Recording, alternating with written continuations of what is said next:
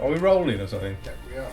We're rolling. Well, it's been fun, hasn't it? I tell you why it's interesting for us, because a lot of the sounds that we have, if you can imagine, we sell a core set of sounds all the time. Flute, violins, cello, 8 choir, church organ, string section, brass. But there's a lot of sounds that we've given to you in these packs that we haven't listened to very often. So it's been interesting for us because we've revisited sounds that we possibly haven't listened to in 5 years.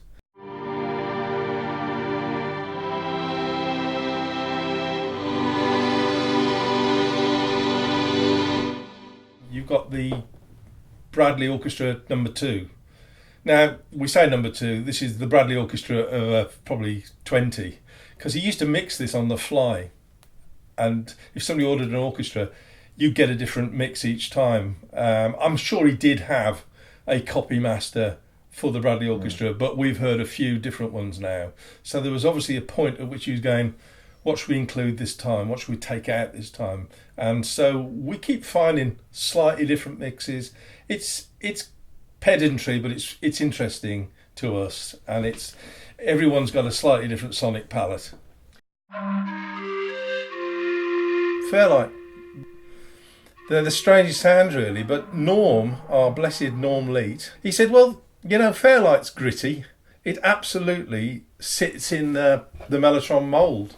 And they just sounded great as soon as they were put on tape. So it's just one of those strange set of sounds that you would never envisage putting on the machine. And they've worked out well. We've sold quite a few, haven't we, over the years? We have.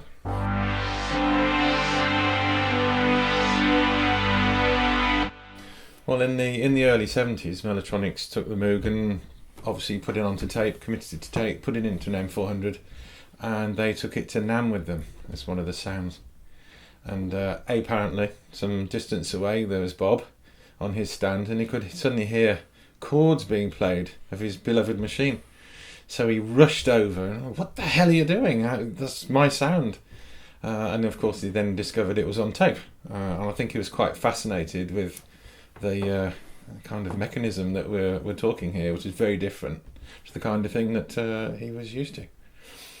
Some years ago, I did actually meet him at the Synthesizer Museum and related the story to him, and he did actually say, yes, it did happen. See, the one thing about doing this, these set of recordings for you, is that we've taken them from the Skeletron. So we've run tape through the Skeletron and retrieved the sound once it's played off a playback head. Now, to me, that's the most accurate way, and John would agree, of giving you a Mellotron that sounds like a Mellotron in the digital world. We don't want to give you master tape recordings. We've got master tape recordings, but if you have a master tape recording, to be honest, if you know anything at all about the sound of the Mellotron, you're going to be disappointed because it's not what you've heard.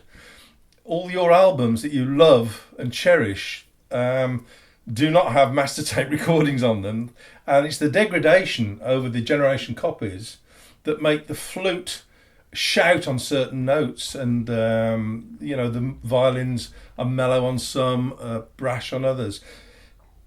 Not so if you take the actual original master recording. We'd have just given you another sampler with pristine recordings, and it would have been non-mellotronic. Well, the thing we can tell here is the effect that the machine has on the actual sound, because right next door, of course, you can listen directly to the master tapes, and then you come in here and compare notes or something. You can hear the difference. The machine gives it a lift in various areas, like the upper mid-range, and it changes the sound to something which is much more mellotronic. Chamberlains are fairly transparent. They sound closer to the real instrument. A Mellotron sounds like a mellotronized flute or violins or whatever. It gives it its own character, and the great thing about that is that's why it makes the hair stand up on the back of your neck. And of course, the Mellotron also, because it's 35 playback heads in a stack, you've got bags of tape compression. The more tape heads are being used, it sort of builds up. Now, all the fancy digital Mellotrons out there can't emulate that, but you're going to get a pretty close approximation with the way we've done it to that build-up effect, because you're building up each recording with its own compression on top of each other again. So, you know, I think the Streetly tapes with the M-Tron package, there's nothing to beat it. There's somebody looking right outside or something. It's Brian's gone for a... Brian's gone for a piss. Could leave that in. Yeah.